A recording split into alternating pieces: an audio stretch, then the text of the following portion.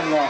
हमारे विशाल सर और आफ्ताब सर दोनों तशरीफ ला चुके हैं और बहुत ही मज़ेदार टेस्टी आलू वड़ा और सैंडविच लेकर के आए ये लोग।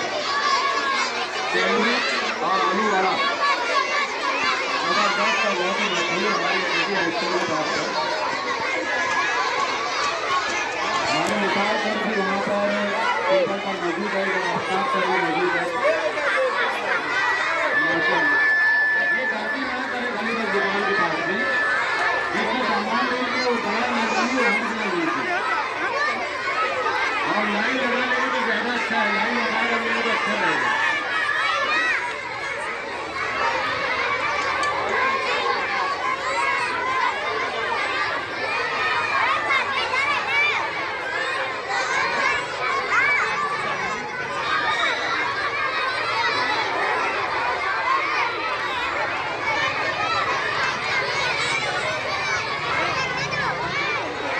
निज़ाम साहब और आफ्ताब साहब को बहुत शुक्रिया कि उन्होंने जो है टाइम वक्त पर जो है गाड़ी दौड़ाई और उन्होंने बहुत बहुत शुक्रिया।